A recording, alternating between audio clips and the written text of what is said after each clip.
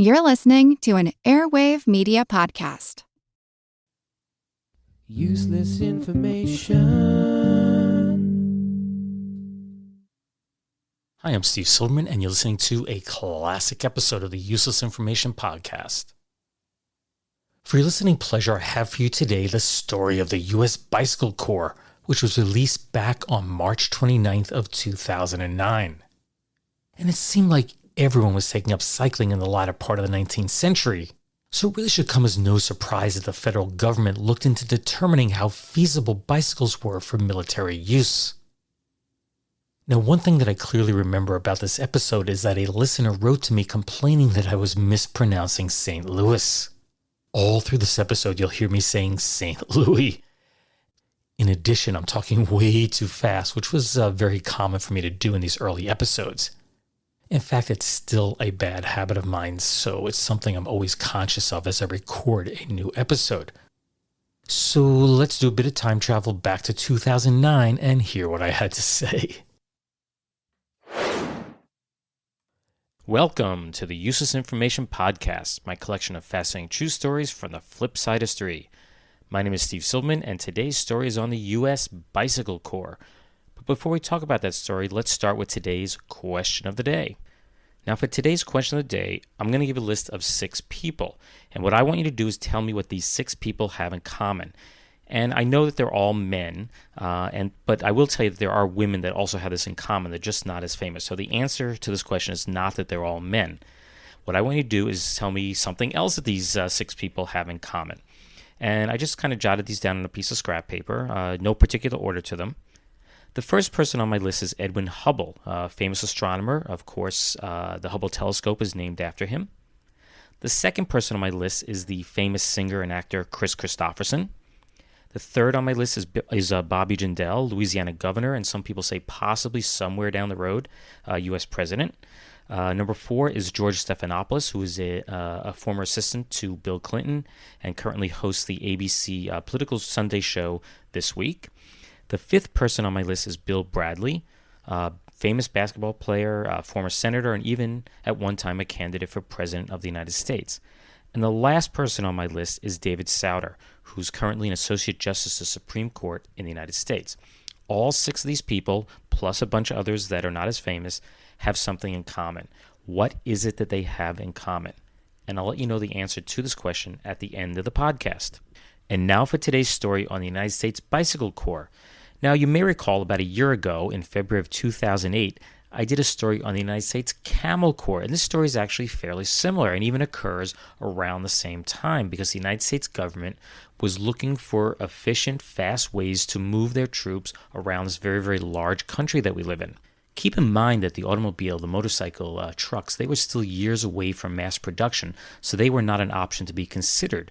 Really, the only way to move troops, say from the East Coast to the West Coast of the United States and vice versa, was either by railroad, by horse, or by the seas.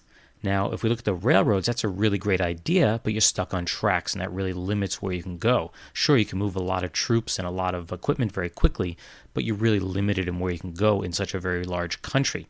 And moving by horse, the old standby, was not very practical because there's a lot of maintenance, a lot of care, a lot of food that was needed for horses. And even moving by sea, another old standby, was not very practical for the United States because to get from the East Coast to the West Coast and vice versa, you had to go all the way down around the tip of South America. The Panama Canal was still years away from being completed. So why bicycles? We need to realize that towards the end of the 19th century, bicycles were becoming more reliable and much easier to ride. And that's really due to 2 inventions. The first was the invention in 1874 of the safety chain-driven bike by H.J. Lawson, although some people give the credit to John Starley in 1877, and also the invention of the pneumatic or air-filled tire by John Dunlop in 1887. These 2 inventions made biking much safer, much more, let's say, comfortable, right, riding on a pneumatic tire. So therefore, bicycling became very, very popular. And believe it or not, preliminary tests showed that it would actually take less time to move troops on bicycles on well-paved roads than you could do by horses, because horses required all the care and maintenance and rest. While he certainly didn't originate the idea, the real catalyst behind using bicycles to move Army troops around the United States was actually the brainchild of a West Point graduate named James A. Moss. It took a bit of begging and pleading, but Moss was actually finally authorized to establish the 25th U.S. Infantry Bicycle Corps at Fort Missoula in Montana in July of 1896. Of course, Lieutenant Moss was put in command, but if you were putting together a bicycle corps for the military for the first time, what kind of troops would you include? Well, here's what Moss actually had. He had a sergeant, a corporal, a musician. He needed someone to play reveille and taps, and he had 5 privates also under him, which included a mechanic. Someone needed to fix these bicycles as they moved around the country. Once everything was put in place, they began to practice, and boy did they practice. They rode somewhere between 15 and 40 miles each day on these old-fashioned bicycles. And if that wasn't enough, they needed ways to get over fences and to carry their bikes across streams, so they practiced that also. So it was a lot of exercise getting these men ready for the long journey that they anticipated to move the troops along. And once they felt that the troops were trained, it was time for the first big challenge. After all, it's one thing to get trained, but you need to prove this idea will actually work. Will using bicycles be better than horses, be better than the railroad in getting your troops and gear from one place to another? Well, their first major challenge was a bike ride to Lake McDonald, which lied about 150 miles north of Fort Missoula. And Lake McDonald happens to be the largest lake in the Glacier National Park. And believe it or not, they managed to get to the lake in just 24 hours of pedaling time. That's not total time. That's just how many hours they spent pedaling. 24 hours. That's actually pretty good. After the successful trip to Lake McDonald, it was time for a more grueling challenge, and they decided to pedal their way to Yellowstone Park and back. And believe it or not, they covered 791 miles in just 126 hours of traveling time. Pretty remarkable. It's about 6.5 miles per hour.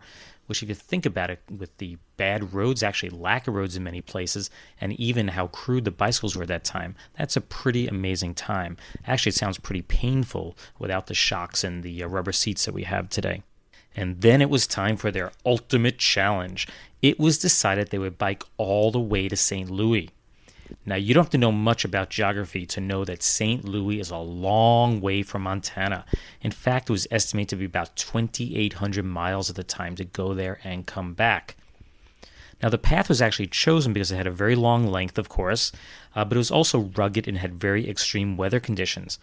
And they followed the path of the railroads. It seemed like the easiest way to go, which would take them through, and get this, they went through Montana, Wyoming, South Dakota, Nebraska, and ultimately, since they were going to St. Louis, they ended up in Missouri. It was ultimately decided that for such a long journey, the 25th Infantry needed to be expanded to 23 men, which would include a surgeon and an additional corporal. Now, everyone who went on this trip actually volunteered. There were more than 40 men that wanted to go, and in the end, they chose the most physically fit men. Now, what's very unusual for the time is that all the men that were chosen were black. Other than Moss and the doctor, everyone along on the trip, everyone bicycling along was black.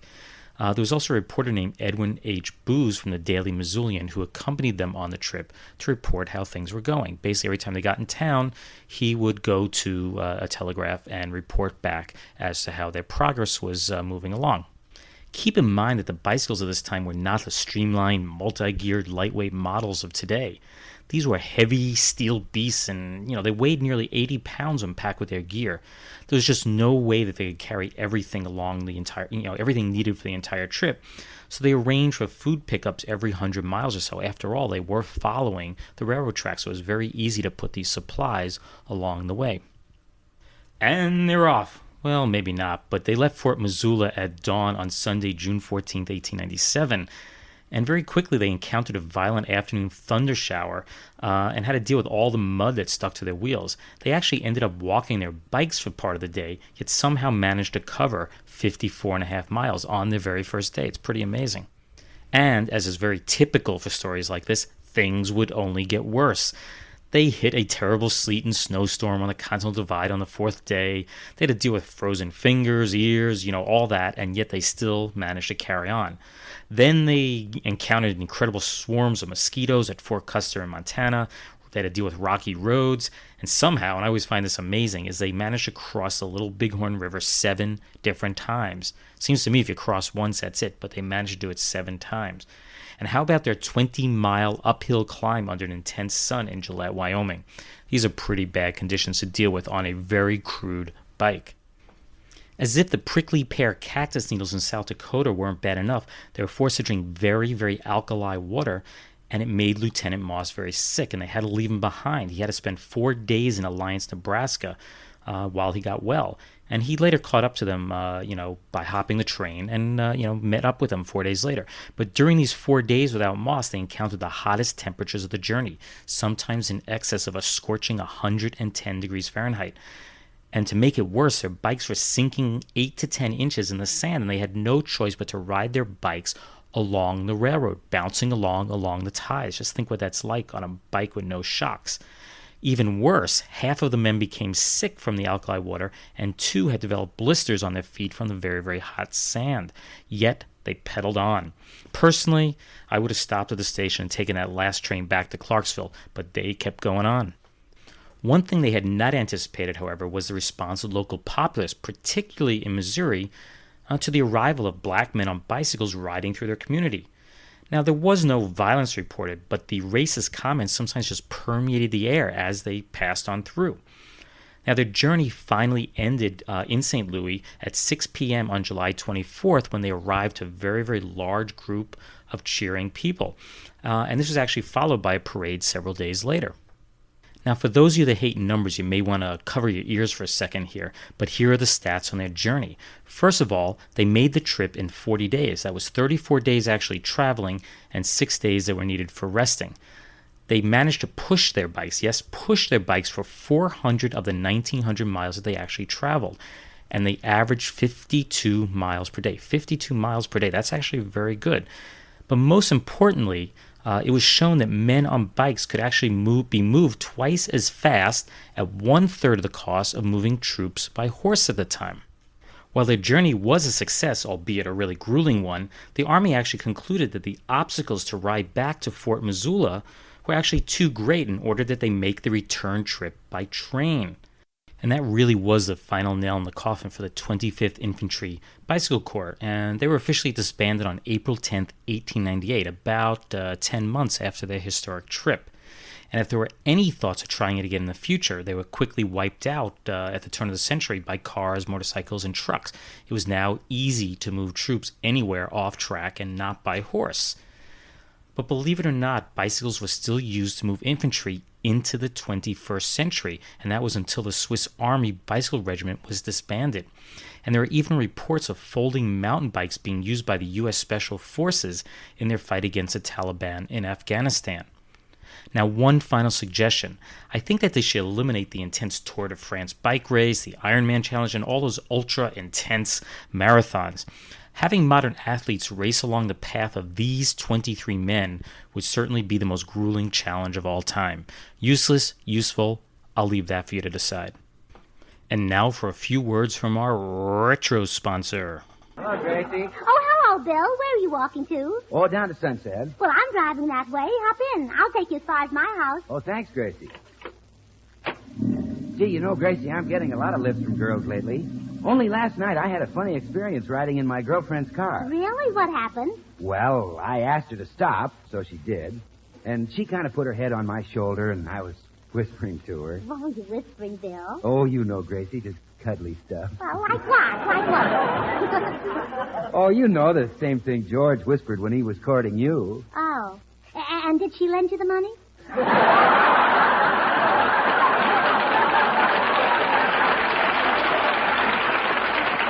No, that wasn't it, Gracie. I said to her, Gertrude, would you give me a kiss? And she said no. And I said, would you for a big red apple? And she said no. And I said, would you for a bar of Swan soap? And she said, yes, because Swan is the new white floating soap that's purer than the finest Castile soap. Pure as an angel, mild as a warm spring rain.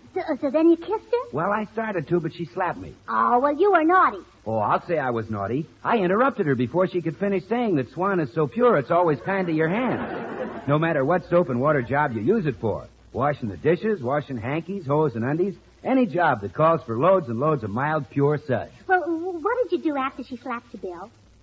Well, I decided to use caveman tactics. I grabbed Gertrude in my arms. Oh? I crushed her to me. Yes? A light came into my eyes. It did? Yes, it was a cop with a flashlight.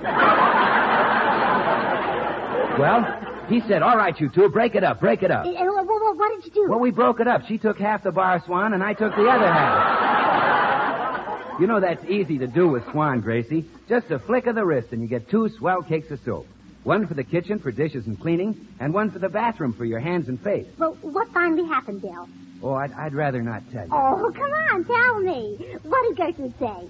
Oh, Gracie, I'd rather not tell you. Well, you'll have to get out now, Bill. You can walk home from here. You guessed it, Gracie. That's just what Gertrude said. Well, goodbye. Tell George I'll see him later. All right, goodbye. Oh, I wish George would take Bill aside and have a little talk with him. I bet George could learn plenty. Oh, you, George, I'm home. I love how they worked the commercials into the show scripts back then. That's actually from the December 1st, 1942 episode of the George Burns and Gracie Allen show, and it was titled Tootsie Sagwell Fixes George's Car. It's actually one of my favorite episodes of all the ones they ever did. Now, Swan Soap at the time was a competitor of Ivory. You get the idea? Ivory, Swan, both very pure and white. They're both floating soaps, and they sponsored the show from 1941 to 1945. I just love them, and every episode was different. The commercials were always worked in a different way. And now for a few totally useless yet totally true tidbits from history. It's time for what I like to call news of the weird past. And our first story goes back to January of 1924, where it was reported that women in England who had been divorced from their husbands actually got notches put on their rings as to cross out their marriage. They didn't want to take off the rings, so therefore they would just get a jeweler to put a cut across it. And if they had multiple divorces, they would get multiple cuts across the ring. Of course, this never really caught on, because just think what Elizabeth Taylor's ring would look like today. Okay, so that was a bad joke. How about this one from January of 1931, where it's reported that a giant whale was going to make a 3,000-mile trip across the United States from Los Angeles to New York. Why? How? Very simple. Someone concluded that people who lived inland had never seen a whale. So what they were going to do is preserve one and actually put it on a trailer and tow it behind a car across the country so people could actually see a real-life whale. Makes sense to me. And our last little tidbit goes back to February 1938, and I think you'll like this one, where it's reported that alligators that were kept as specimens at the United States Bureau of Fisheries Aquarium in Washington, D.C., were actually being tried out as plumbers' assistants. What would they do? They'd drop them down into clogged pipes where they'd swim up and hopefully punch a little hole in it, and then the water that drained through would clean them out totally. Don't think it ever caught on, but maybe this explains why there are occasional reports of alligators in the sewers of New York City and other major cities. And now the answer to today's question of the day, where I asked what the following people all had in common. They were Edwin Hubble, Bill Bradley, George Stephanopoulos, David Souter, Chris Christopherson, and Bobby Jindal, and there are others that can be added to this list. What they all had in common is that they are Rhodes Scholars. Now, in case you're curious, the Rhodes Scholarship is named after British businessman Cecil Rhodes, who had become fabulously wealthy from exploiting Africa for diamonds. His company De Beers is still around today. And in fact, the country Rhodesia, Rhodesia, was named after him. Of course, that's now Zimbabwe and Zambia. Now, the Rhodes Scholarship was established in 1902 when he left his fortune to be used for bringing outstanding students from all around the world to study at the University of Oxford in England. And in fact, there are 90 scholarships per year given out. Well, I hope that you enjoyed today's story on the U.S. Bicycle Corps, along with the question of the day on the Rhodes Scholars, the retro sponsor from the Burns and Allen show, along with the news of the weird past tidbits. If you'd like to read more true stories just like it, please be sure to get a copy of one of my books. They are Einstein's Refrigerator and Lindbergh's Artificial Heart, and both are written by me, Steve Silverman. They're available from your local bookseller, online, and from your local library. If for some reason you'd like to contact me, I don't know why you'd want to, you simply can drop me an email at useless@steve.silverman.name. That's useless@steve.silverman.name, or you can visit my website at uselessinformation.org. That's uselessinformation.org. Lastly, I would appreciate if you could log into iTunes and leave some positive comments to help increase the number of listeners to this podcast. Well, thanks for listening, and I hope you tune in the next time. Bye.